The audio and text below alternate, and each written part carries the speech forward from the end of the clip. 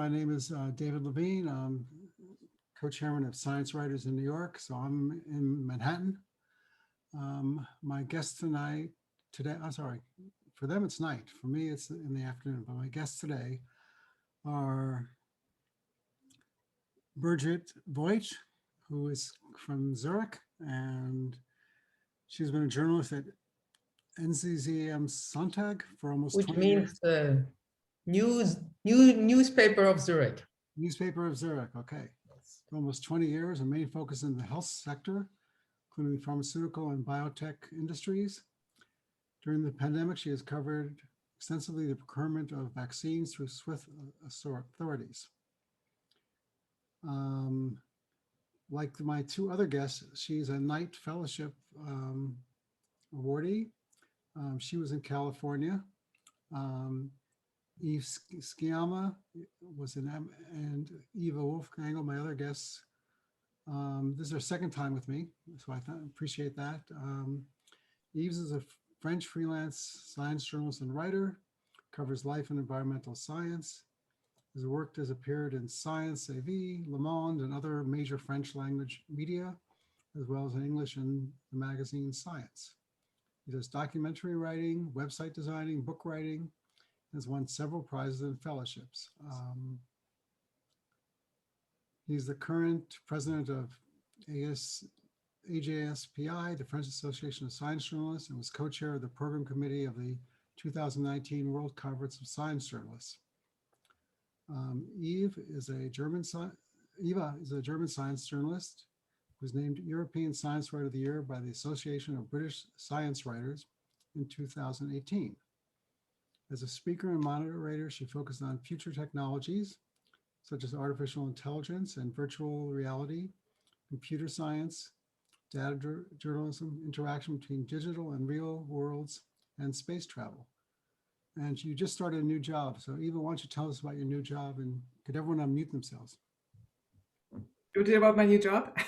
No, I'd like to hear about your new job. That's a part-time job in the science magazine in Switzerland as well, which is near Zurich. It's called Higgs, like the particle. Yeah, and I will be an editor there, and the other part of my time I will just stay a freelancer. So I've been freelancing for 15 years, and I think I can't stop completely, but I think the mixture is great because I really was missing having a team, especially right now, of course, since everybody's working from home. So I really am looking forward to meeting people at least in a few weeks, I hope, and when everything is easier. Okay, so Birgit, you want to tell us a little bit about your work? Yeah, I work I'm a full-time business writer basically at the Neue Zürcher Zeitung, the Sunday edition for the Neue Zürcher Zeitung, which is one of the larger or more influential daily papers still in Switzerland. And I've been covering the pharma industry for a couple of years. And now with the vaccine story coming at the forefront, I've been doing a lot of research on how do you do procurement? Why is it so difficult to get enough vaccines out there for basically the world population and things like that. And I'm fortunate enough to have a newsroom that is like 5 minutes walk from where I live. And I live in a beautiful city in Zurich. And so I'm a happy camper all in all. Okay, and Yves? Well, I freelance for various outlets. The main one is Science AV, which is a sort of French equivalent to New Scientist. And I also work for daily news internet sites. And as you said, I'm vice president of the French Association of Science Journalists. Okay, so I just want to read some statistics. United States, 45% of people have had one dose, 32% are fully vaccinated. So that's pretty good. Then I'll read the doses I looked up your countries. As of May 2nd in France, 15.8 million have given the first dose of a vaccine, which is about 24% of the population, and 6.8 million have been given the second dose, which is about 10% of the population. Germany, as of May 2nd, at least one dose, 28% of the population, and only 8% are fully vaccinated. 28 million people, 28 million people, one dose, 8 million people fully vaccinated. In Switzerland, it's similar. 20% have one dose, 11% have fully vaccinated. So 1.7 million people had the first dose, 926,000 have received both doses. So Yeah. compared to the United States, there's a huge difference. And then compared to Israel, which is like 50% of the population or more, we're not doing so well. So why the slow rollout in Europe? What's happening? Okay, and I'm asking all of you, what, and for the audience, if you have questions, please put them in the Q&A box, and we'll get to them. But I would like to know why so slow? Well, maybe I start with the business side, if you allow me. I mean, two of the European producers of vaccines haven't come through basically with the production of their candidates, which is one is the great French hope, if I might say, that was Sanofi, and the other was AstraZeneca, which kind of came through but didn't deliver the amount of vaccines that everybody hoped for. So that, and the Europeans very much relied on, in the beginning, what the governments ordered was a lot of AstraZeneca vaccine. We can debate later on why that was the case, but that's what happened. And then you had the two,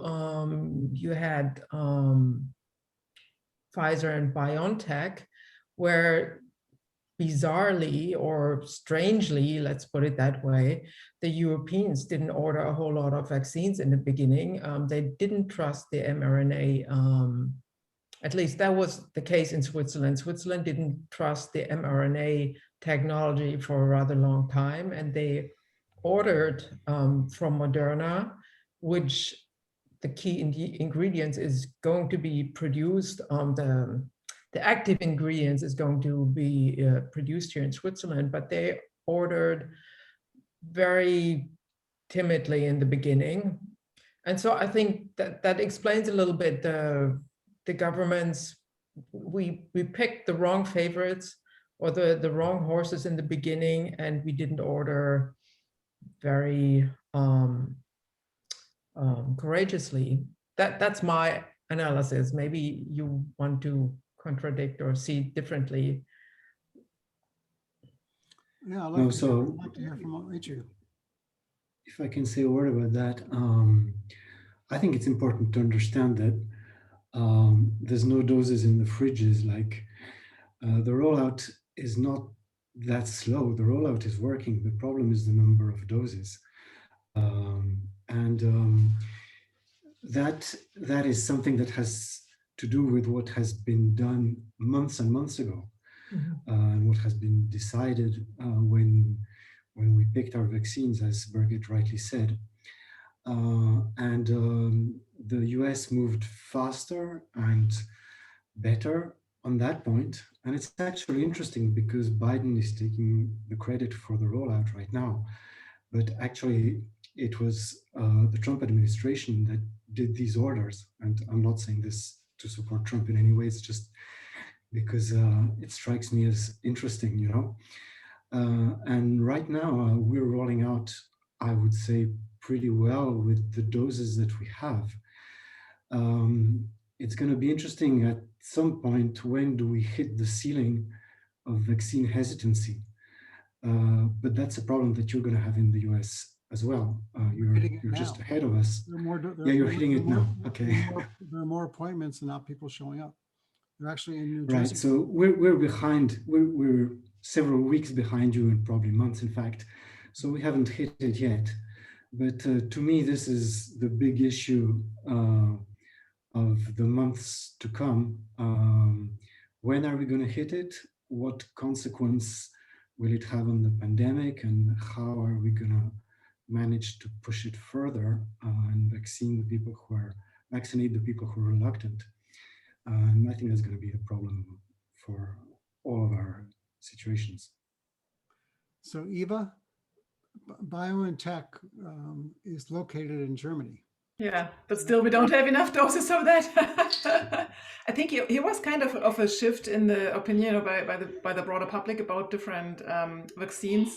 So in the beginning, AstraZeneca was the one most people trusted in. And then there was this big debate about blood clots and things that happened. And now, and I think that's different in different countries. Now it's only people older than I think 60 or 65 are allowed to be vaccinated with that. And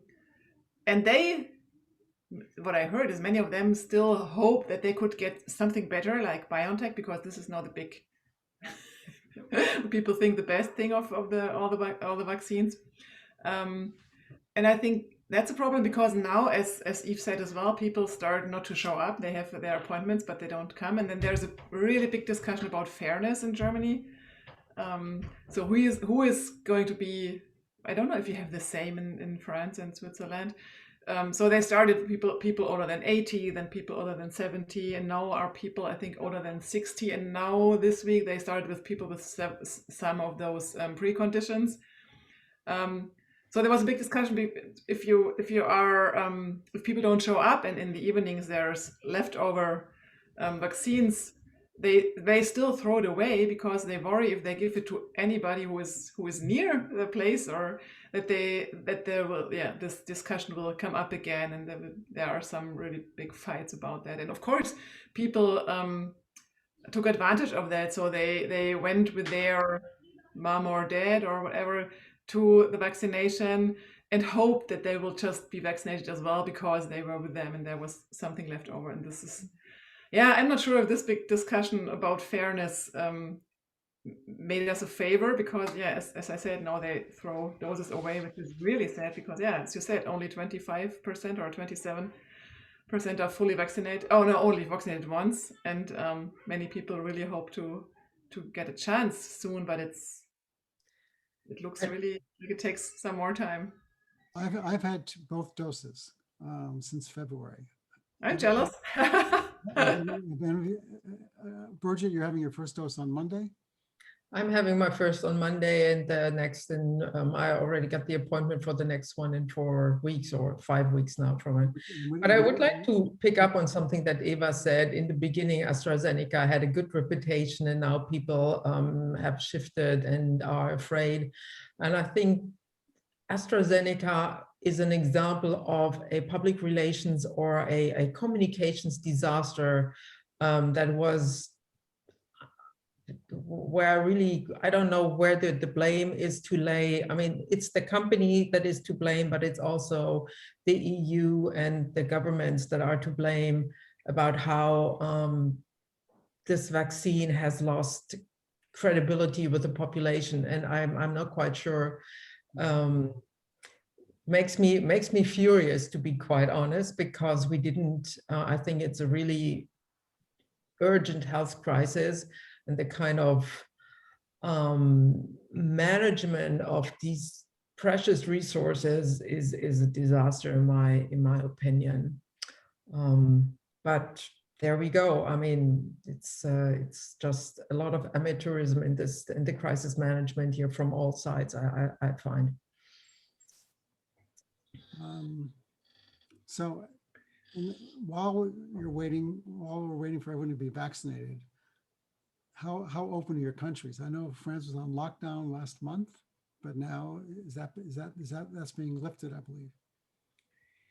Yeah, so France has been locked down for a month, and I will say it was a much less strict lockdown than we had before. One thing that people don't necessarily understand is that we have a very weak government in France. I mean, its popularity is very low. The far left hate Macron, the far right hate him, even the moderate left hate him. So, I mean, the present government has very little support. And I know the US is very polarized, but at least Biden has some support. And it's pretty difficult for the French government right now. And this is also because of all the mistakes it has made. But it's very difficult for it to actually have an active policy and to get the population to follow the rules it sets. And that probably also explains some of the apparently absurd things that it's doing, like opening up the country while the number of cases has virtually, I mean, the number of cases has gone down, but the number of people in hospitals has barely moved. And they're opening up again, and they're opening up the schools. But there is this situation where it's very difficult to go against the pressure to open up. And so this is where we are. We're coming out of lockdown. Our figures are still very bad, and everyone is worried. I mean, everyone who knows about the issue is worried that the cases might go back up. Mhm. And I think you're going to be open to tourists from the United States who are fully vaccinated in the summer. Yeah, I would think so. The French are really would like to see the US tourists, but if the French have a very high level of cases, I'm not sure the Americans will come. And you don't go necessarily to a country which has 400 cases per million inhabitants, you know. Okay. And Birgit and Eva, what is the lockdown status for you? What exactly is lockdown? We haven't had lockdown at all. No, I'm kidding.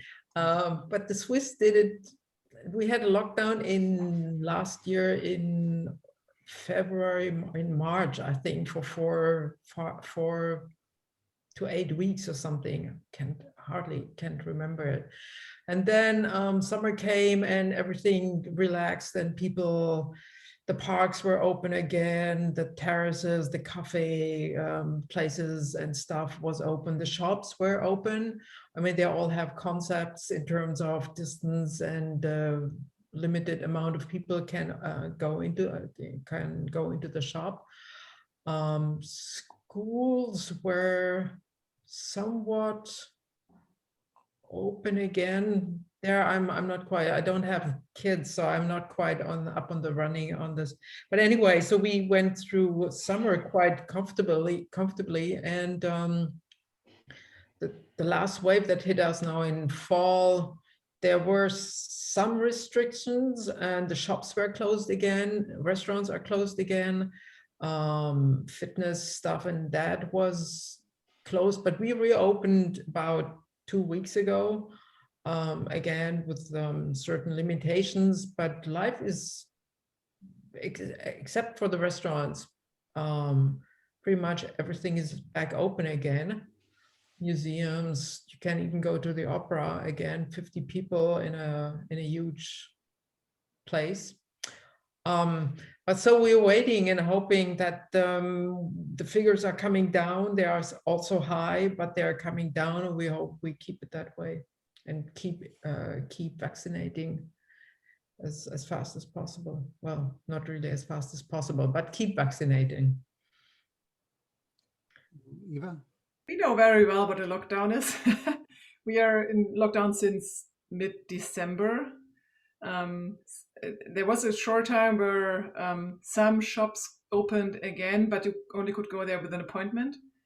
And now they close it. Now they decided that they want to do it the same for the whole country. And this is, I think, if the numbers are about 165 per 100,000 in the last 7 days, then the schools have to close and the shops have to close. And this is in many regions of Germany just the case right now. So my daughter, for example, hasn't been in school since November. And and it looks like the numbers don't go down drastically right now. They go down a bit. I think everybody hopes for the vaccinations, but there's still, I think, another factor that makes it slows it down is just the organization of the vaccination. So we have a digital online platform where you can apply for a vaccination, but the website breaks down all the time. So if I'm because I have a precondition, I'm eligible right now as well for a vaccination, but I tried it for 2 days and refreshed that page, and it's just not possible to make an appointment. And this is what I hear from many people. So I think it could be better organized if you maybe could just add your name on a list or something like that. But it seems like they are not able to organize it better, and in the evenings they throw away the doses, which is really tragical. It makes you mad, basically. That's really infuriating in a way. If that's true, that they throw away the doses, that is really infuriating. Well, in the United States, a lot of people would go to, like, United States, I mean, I think the big change came when pharmacies were able to give it out. Yeah. And people would go at the end of the day, and sometimes there would be a canceled appointment, not always. But we also had mass vaccination sites like at baseball stadiums and convention centers. And now you can just walk into anyone 16 or over can just walk into any site operated by, a state and just get a vaccine. And anybody's allowed to? Anyone 16 and over, and next anyone 12 and over. Wow. Okay. Here's can get the Pfizer vaccine. I have actually a friend of mine who she's in her early 40s, I think, and she just flew to the US. She's a business or financial analyst, and she had something to do in the US in any case. And so she took one of these rare flights and flew over to the US, and she intends to get vaccinated. I'm not quite sure how she's going to manage the second shot, but it's interesting still. Well, some people, you can also we also have the Johnson & Johnson vaccine, which is a 1-dose vaccine. So right, correct. People from Europe are coming over and doing that. Early in the pandemic, wealthy Europeans were flying to Florida, and they had places they could go, because the governor of Florida was giving it out early to people who contributed to his campaign, which was a little scandal. But there are tons of wealthy Europeans flying in private jets getting vaccinated. So there's always going to be some inequities. I want to see if this. All right. So again, for the people listening, I thank you for coming in the middle of the day. Please put questions in the Q&A box, and I'm going to read. I got some. Which vaccine do you think is the safest? And again, these are journalists and not medical doctors. And what do you think are the pros and cons of all the vaccines? So, which vaccines are being given in Europe? The AstraZeneca one is not approved in the United States. We're going to give that away to India and other places. So I mean, in France. Which vaccine, Bridget, which vaccine are you getting on Monday? I'm getting either the one from Pfizer, BioNTech, or Moderna, because Switzerland has all as well. AstraZeneca is not accepted here. Is not Swissmedic, like the FDA hasn't approved it yet. They're waiting up for the same data, basically, from a last third phase trial, and for some reason, apparently the company can't put the data together. That's my latest information. But so we have two different vaccines. They're both mRNA, and in terms of safety, I'd say all the approved vaccines in Europe are safe. So also the AstraZeneca is a safe vaccine. The coverage, the efficiency is not quite as high with the AstraZeneca, but it's still a very good vaccine, I think. But so we have the choice, and I don't know which one I'll get. Okay. What about in France? So, by the way, I got the AstraZeneca 2 weeks ago, the first shot, same as my wife, and I mean, lots of people that I know. And I'll say it's fine for most people. I mean, I think it's a safe vaccine, exactly as Birgit just said. Right now we have 4 vaccines allowed in France: the Pfizer, the Moderna, the AstraZeneca, and the Johnson & Johnson. And we're beginning to see people who are doing vaccine shopping. You know, they're saying, okay, I'll wait for another 3 weeks, and maybe in 3 weeks I can get the Pfizer one, which is better, or the Johnson & Johnson, because it only takes 1 dose. And people are becoming picky. And at this point, where we are right now with the availability of vaccines, it seems crazy to me. We have a very high virus circulation right now. And, you know, once you've gotten your first shot, it still takes weeks before you're protected. So the people who are just delaying by 3 weeks, 4 weeks, just to get a better vaccine, they're just taking a huge risk right now with the circulation of the virus in France. So I'm trying to debunk that, but it's pretty difficult. Indeed, this AstraZeneca thing has become huge. I don't know. I don't exactly know why, and it's probably a communication problem also by the authorities. But maybe the media should ask themselves also how they've talked about this, because every time there's the smallest side effect with any of the vaccines, everyone just rushes onto that, and people sort of forget to remind the basics, you know, and we're also paying the price for that. I don't think journalism has been very good. Science journalism has been good on that, but the mass media very often not so much. I fully agree. So I have a question. So Birgit, you mentioned that in Switzerland, you have not approved the AstraZeneca vaccine. How does the drug approval process work in Europe? Is there an EU-wide equivalent to the FDA? There is, or is it up to individual countries to approve the vaccines? Well, I can explain it, but maybe Eva or Yves want to go ahead. Eva or well, we have EU has one agency that does the approval for the EU countries, and basically it's one central agency that also kind of sources out the different the approval process. So it's done within the countries, but once it's approved, it's valid for all the EU countries. Switzerland not being part of the EU, we have the luxury of our own approval agency, the Swissmedic, and so that's one of the reasons why we have, let's say, while the EU, the EMA really early on said the AstraZeneca vaccine is fine and it's safe, the Swiss and the Americans said, yeah, but we don't see enough data on the efficiency of the vaccine for older people. That was because the late stage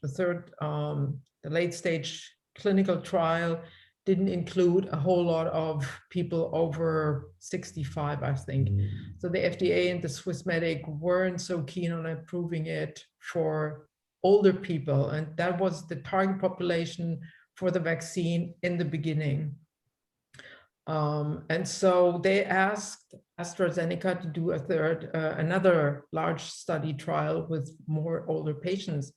And they have done that, and the data are out. But for some reason, neither the FDA nor Swissmedic are moving. And it's a mystery to me what is holding them up, to be quite honest. Well, I think there was a problem that in one of the protocols they gave a half a dose and then a full dose, and that delayed it. But that was the very first trial. That was the early on, the first trials. In the meantime, they have repeated and done a third trial with a different population, basically. And I don't think they have repeated the same dosing glitches as they had in the beginning. Well, it's kind of a funny story. When the Pfizer Moderna vaccines were first talked about, people said, I'm not, I don't want to try, messenger RNA, which has never been tried before. I want to go with the tried and true. So I'll wait for AstraZeneca and Johnson & Johnson. But now there's been problems with AstraZeneca. Johnson & Johnson was put on a 3-week pause in the United States because when they went to investigate the blood clots, which were blown way out of proportions. Only 7 people, I think, or 7 to 9. And that was paused in 3 weeks. And they were saying, so now the Pfizer and Moderna are the chic and popular vaccines to get. And people actually brag about which vaccines they're getting. So here's a question from someone. How does the UK compare to continental Europe? Why have they been more successful? And well, I know one of the reasons is that they decided just to give people the first doses in mass quantities and delay second doses. That was one of the reasons. But they also had more supply. So I think that's the main reason, that they just had more doses, right? They had ordered. But they also decided to the philosophy was give everyone, as many people as possible, the first dose, because it gives 60% protection to 70% protection, and worry about the second dose supply later. So another question, how much blame can be apportioned to European politicians for the low vaccination rates? President Macron saying that the AstraZeneca vaccine was quasi-ineffective for over 65s, and will there be any inquiry into their role? Yves, you want to speak about your President Macron? Yeah, I mean, politicians haven't been very good in this crisis, and the states have been disappointing. Many things that have worked well have sort of been things that have been organized in a grassroots sort of way, and it's funny because in France, for example, everybody gets their vaccination and infection data from this guy who's a 24-year-old data scientist who just sort of created an internet site to make sense of the data of the government, which nobody could understand. And it ends up that now when we have press conferences by the government, they actually show his graphs, not the graphs that they produce themselves. And in many places, hospitals where they've managed to fix things, schools that work well, it's been initiatives from below. And apparently, the states and the ministries and the Ministry of Health have been very disappointing. They've sort of followed the virus, but always staying behind and deciding to do things once these things had been widely discussed. It has never happened that the government has done something really smart in advance where everybody would go, wow, that was a smart move, So this is probably because these states are very bureaucratic. It's probably also because, at least in France, the state has been impoverished over the last decades by different tax policies that I will not go into. But the result of all that, unpopular governments, impoverished states, high levels of bureaucracy, this has created a situation where we're just not impressed by what our leaders are doing. And the vaccination, as I said, is not the worst. It's lots of things are going wrong, but in the end, the doses are going into the arms, even if it's with a little delay. We're not going to get out of this only with vaccination. I mean, we're going to need public health measures. We're going to need contact tracing. We're going to need testing. We're going to need apps. We're going to need to change the way the schooling is done. And for all that, you need public intervention. So I'm really curious of the months ahead on these things. I know for me, I enrolled in the CDC as a database, and every week they would send me a questionnaire saying, you know, how do you feel after the vaccination? Did you have any side effects? And I think that's it doesn't help me, but it does help, you know, it does help in general. When do you see the initial vaccines being completed in your countries? And then when do you see the second doses being completed? So in Germany, they said they think about opening vaccines to everybody in June. Okay. Even in France. Still, I'm not sure, because now it's not open to everybody, only to really small groups of, at the moment, above 60, and or if you have preconditions. And still, it's, I mean, I work with the computer all the day. It should be possible to get a date if it's possible, and it's not. So I'm not sure if this really works out. And I think there was some hope that the late summer, that everybody who wants to be vaccinated will be vaccinated. But let's see. Right now, it's still really tricky. So a friend of mine in Germany says he has to go to a doctor to get a vaccine. You can't do it at a pharmacy. Is that still true? Yeah, in pharmacies, yeah, you can't do that. That's a big difference to the US. I think pharmacy do have a complete different role here. Yeah, right now we have a big vaccination centers where most of the people go, because even the doctors only receive very small amount of doses. And I asked my doctor, and he said, oh, we have a really long list, and we don't take any people to that list. You can ask again in 2 weeks, and I think this is what many people hear from their doctors. So it's just, yeah, I don't know. There was another question in the chat about European bureaucracy, and if this is because, of course, this all has a reason why that's not possible. But yeah, in this situation, I'm not sure if it's, maybe if you could be a bit more American and let more people just do and give vaccinations if there would be enough doses, which I'm not sure if the bigger problem are the missing doses or the organization of the vaccination process itself. I guess it's both. I mean, I appreciate the accolades in the United States, but the United States also had, we had, under the Trump era, we had just an incredibly large number of cases. Every state, chose their own, vaccination policy. I mean, Florida opened up Disney World in February, or January, or even earlier. And the governor of Florida now says that he will he has total control over Florida. And if a mayor of like Miami or Orlando wants to have a mask mandate, he will vacate that. But New York City, and New York was supposed to open up July 1st completely. And then the governor yesterday announced everything's going to be open to 100% capacity May 17th. And the subway will be running 24 hours a day. Instead of, for a while, it was closed for 4 hours.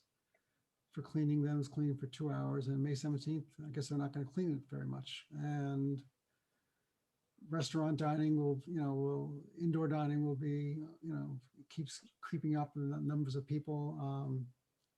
Outdoor dining has been very popular in New York.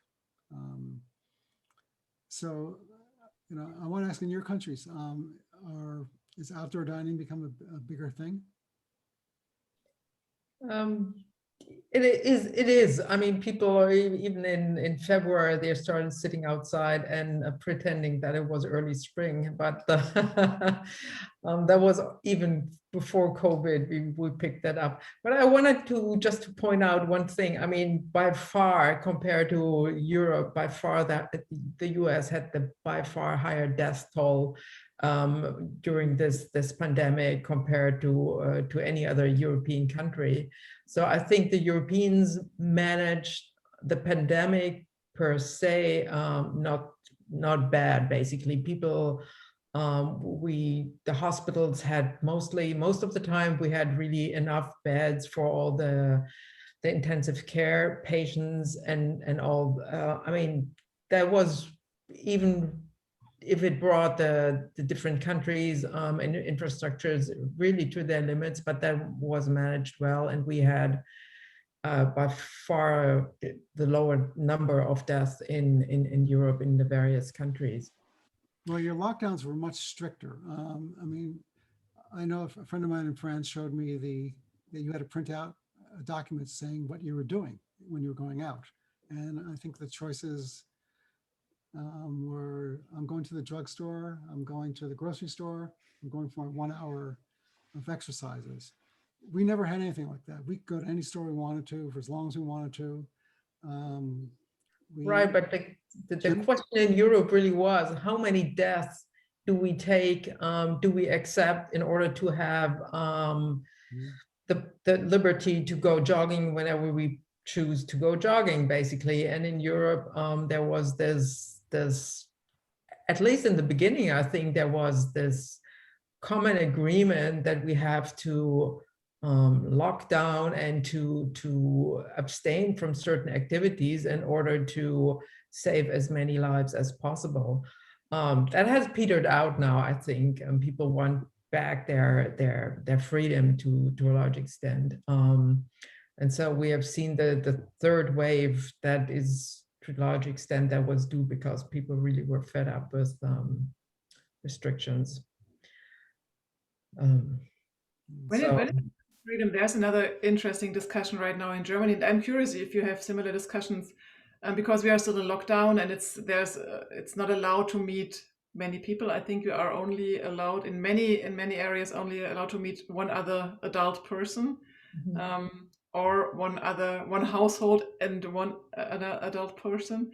And now they decided, I think today, that vaccinated people can get back all the fundamental rights, so that they should be able to meet others in bigger groups. And there's a curfew right now, and the curfew shouldn't count for them anymore, because of course, and that makes sense, kind of, right? Because they are vaccinated, they are not dangerous to anybody. But of course, it's a big discussion because not everybody can be vaccinated right now. So it's not the choice of the people, and especially younger people are quite angry about that, because now all the older people can go out again and can meet each other and can go and visit each other, and we are still not. And of course, even it doesn't help us if they stay at home as well. But that's a big discussion right now. This is okay, even if people are not able to get vaccinated, even if they want to. So do we have similar discussions? Yeah. So for right now, the government has been hesitant on this, on following the German model, and for the moment they have not done so. The people who are vaccinated do not have different rights from the people who are not vaccinated. But this is probably going to change in the coming weeks or months. And obviously, the government is thinking at how it can use this to pressure people into getting vaccinated, which makes perfect sense.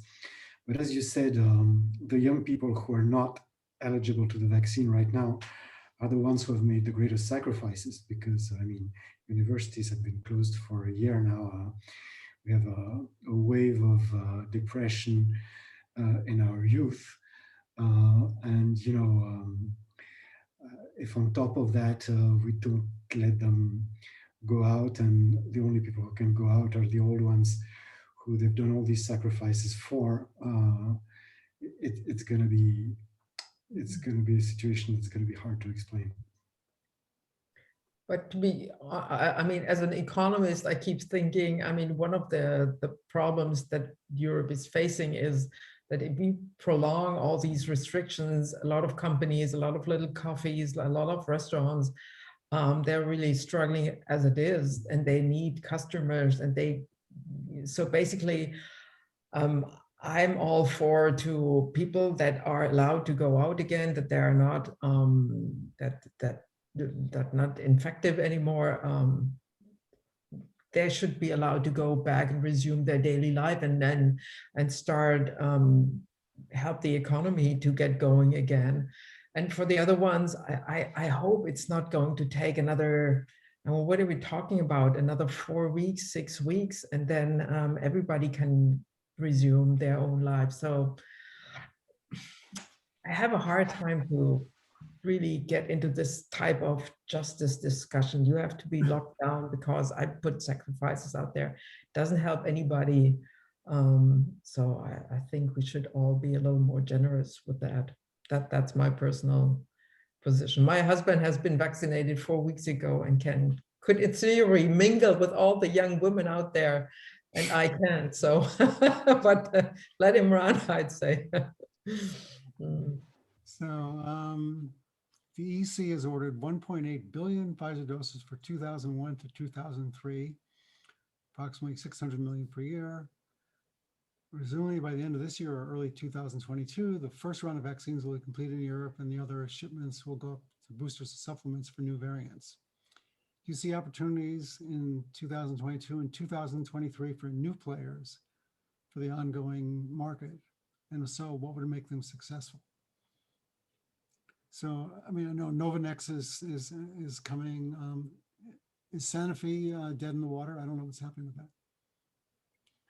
Nobody knows. Nobody knows. But the Novavax will be filing for approval in the United States. So, so Birgit, as an economist, do you know of other companies? I mean, there's another German one that's called CureVac. They are close to filing for approval. They have filed for approval here in Switzerland, and it's a rolling approval process basically. So as the data come in, they're looking for they will come in onto the market in fall, I think. And yes, I think there is still room for players, because this is as with the influenza virus, I think we are heading towards a annual or biannual renewal of this vaccination, and you need a lot of infrastructure and all that in place in order to vaccinate, maybe even globally, all these people. 8 billion people or whatever it is at the moment. So there is a lot of demand out there, and we still need a couple of companies that come up with good technology in order to fulfill all this demand that's still out there. Yes. Okay.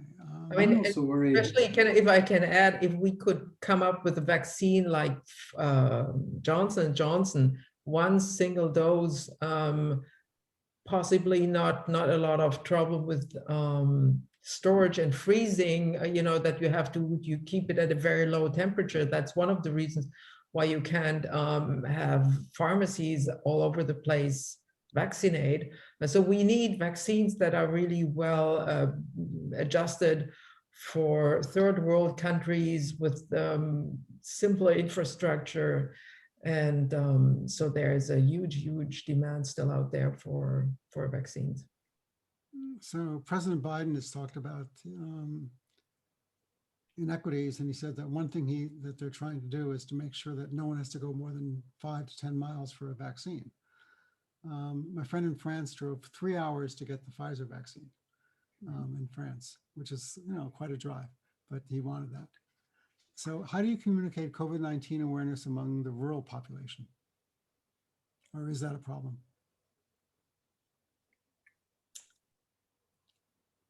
I mean, in big cities, you have convention centers, you have things you can use. What about rural areas? Okay. In France, doctors can vaccinate, pharmacists can vaccinate. For the moment, they've been given small amounts of doses, but this should probably rise. Obviously, the problem is going to get to the last people. I mean, people in rural areas, but also people who are in more marginalized situations, immigrants, various vulnerable groups. that don't go on the internet so easily and all that. And we absolutely have to reach out to these people. And I think we also have to keep in mind that we need to vaccinate the whole world to be safe. So just to go further on what Birgit was saying, we absolutely need more vaccines because we want to get them to every part of the world. And that's also in our own interest. One last thing I would say is that I'm worried about supply chains. I have the impression that they're still vulnerable. For example, Pfizer does its vaccines in a very small number of plants. They're gigantic, but I suspect it's the same for most major vaccine makers. So, you know, things can still go wrong. We shouldn't sort of assume that from now on, everything's going to be smooth. So diversifying vaccines still seems like a very important thing to me. Well, the Sopranos TV show took place in New Jersey, and people were wondering if trucks were going to get hijacked. And Pfizer said that they're having tracers on the trucks and stuff. So I want to talk through, you know, you're all journalists. So I've been covering this, you know, doing these broadcasts for over a year now. And last week I interviewed someone who wrote a book, and it wasn't about COVID-19. I was saying, oh, it's so great not to have to do something. So are you getting tired just, you know, since this is probably your main thing you're covering? I cover, classically, my topic is technology and things like that. So what I did a lot in the last few weeks and months is writing about contact tracing and technology. And there we have a weird new discussion in Germany because there is a new app that it's centralized and full of security problems and things like that. But the government paid 25 million euros for that for only for 1 year. And I am tired about writing about that because it's such a bad solution. And we had this discussion about centralized contact tracing a year ago when we decided, and I think there were more than 700 scientists from all over the world asking the governments not to do centralized solutions and centralized data storage. And yeah, and I'm upset that Germany now goes back to this really old school style solutions. We need centralized data, we need the control. And in addition to a company that's a startup, a private company that collects then all the data and has really a lot of problems with security, cybersecurity. And so this is what I've covered for the last weeks, and I'm really tired with that. And I'm a bit shocked because it's so hard to reach the public with those topics. So my filter bubble is completely sure this is wrong, this is a problem, and it's kind of a big filter bubble, but it's of course only these security researchers, people who know about cybersecurity in the end. And it's so hard to reach politicians with these really, it's so clear to everybody who is working in that field. It's so clear that this is the wrong way, but they just do it because it sounds nice. We have a contact tracing app, and we can go out of lockdown because if we can do contact tracing properly, we can all go out. Not even thinking about if we all go out, of course, there will be more infections, and contact tracing is only the second step, right? And so, yeah, that's something I'm looking forward to cover other things again. Yeah, you are right. I'll ask the same of Yves and Birgit.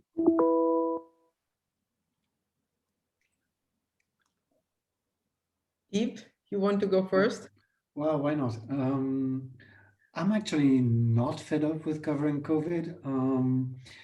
I think it's just such an immense issue. And I mean, all of the problems of society are sort of incorporated in it, like the inequity issues, the business issues, the intellectual property rights problems. I mean, everything is in there, and there's just so many stories to write.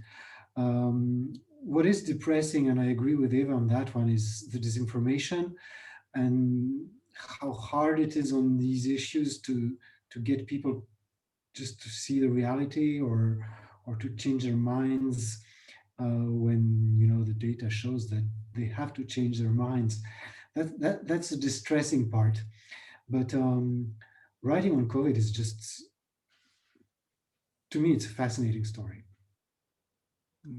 And Birgit? I don't know who- Yeah, I tend to agree. I find it also still rather amazing. I mean, it's the story of for a business pharma biotech writer, it's a story of a lifetime in a way. And what I find distressing is a little bit a mixture between what Eva just said. Is on the one side, I thought that the industry, the biotech industry, the vaccines makers, they really rose to the challenge, because you have to say, to have a couple of vaccines available 1.5 years after this virus became apparent for the first time, that is an amazing feat, basically, or amazing feat. How you say that? I'm lacking words here, but that is something the industry really can be kind of proud of. Where we really lacked is then in the transmission of between the political realm and the bureaucratic realm and the infrastructure issues and all that. I think country-wise, we just didn't.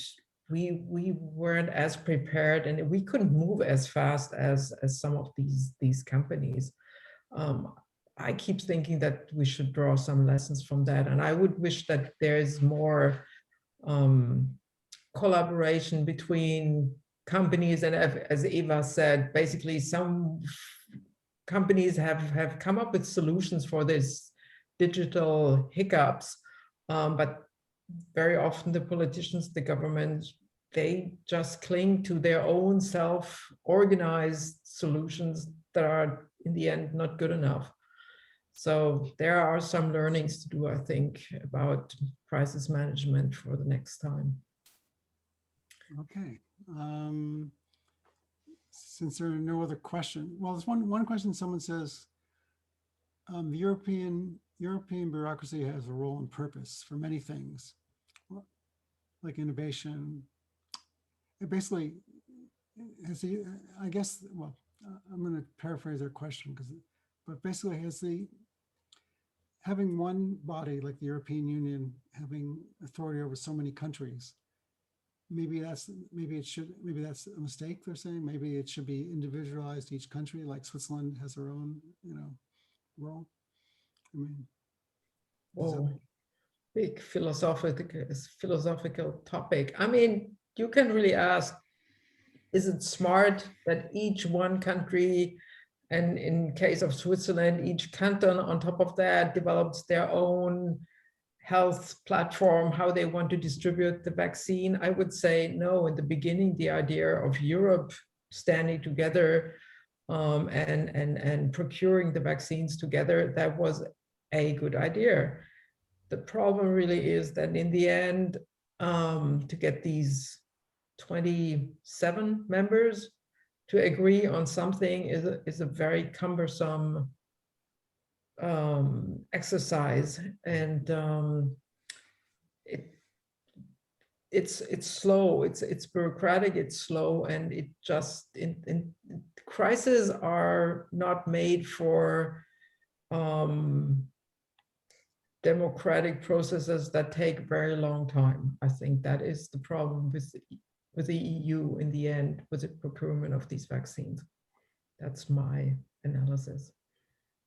okay. I think it in the end it makes us stronger, right? And as Yves already said, in the end it's a topic about we need to vaccinate the whole world, and within Europe it's important to have a similar basis in all the countries. So I think it's important to do this together, and I think that's the reason. But yeah. Well, I look forward to the whole world being vaccinated and I haven't been anywhere since the pandemic started, and But people are traveling, right? So no, I haven't. I mean, no, but other people are traveling. So that's, even if you don't travel, it's a problem that is about the rest of the world as well, right? Because even if you don't travel, they bring viruses. So maybe the Americans want to keep their borders closed. No foreigners coming to New York City anymore. oh no, we let people come in. People can come here. You've all been here. So. I would like to add one thing about Europe, though. Europe decided to buy the vaccines together, and I will say that that has not worked too badly. If you look at how countries have been rolling out their vaccination, you see that the really poor parts of Europe, Romania, for example, is sort of getting not exactly at the level of France and Italy, but it's pretty close to them. And I'm not sure if Europe had not existed, I mean, if the EU had not existed, where these countries would have been today, because at least that is a partial success. We've been in this together, and we're raising slowly the people that are the figures of the vaccinated people together. And that's at least a partial success. And if I might add, Eva, I think if Europe hadn't, or the EU hadn't bought these vaccines for all the members to at least to a large extent, I mean, imagining that you had 1 or 2 or 3 countries that had a lot of vaccines for themselves because they had bought it early on and they were rich and stuff. And then you have within the EU a couple of poor neighbors that didn't get any and won't get any for a long time. That would have been a terrible blow to the idea of the European Union, and a very, very difficult situation to manage. So I think overall, yes, I agree. It didn't work out so badly for us, for the EU. Well, I want to thank you for all your time. I hope next summer we can all, do some of these events, or see each other in person. I mean, I've actually met Eva several times in person. And it'd be nice to go to international meetings again and see it, mingle with fellow journalists and stuff. So I want to thank you for your time. I know it's the evening for you, so you want to get back to your families, and I appreciate you spending this time with me. So everyone stay safe. I hope you can all get vaccinated as soon as possible. Good luck on Monday, Birgit. I hope you don't get any side effects. I'm quite confident. You should not be taking any anti-inflammatories before the vaccine. Okay. There are all kinds of, they say don't do it, but so anyways, good luck. And Eva, hope you get vaccinated. Keep, you're persistent. You got to keep I'm working on that. Yes. Thanks. Thanks a lot. It was so great to see you again. And yeah, And Eve, when is your second dose? Sorry? My second dose is mid-June. Mid-June. That's more than 4 weeks. Yeah. AstraZeneca is 2 months between the doses. Okay. Well, okay. Good luck with all of you, and I hope everyone will be vaccinated worldwide as soon as possible. Okay. Take care. Good night, and stay safe. Thank you. Bye-bye. Bye. Bientôt. Bye-bye. Thanks.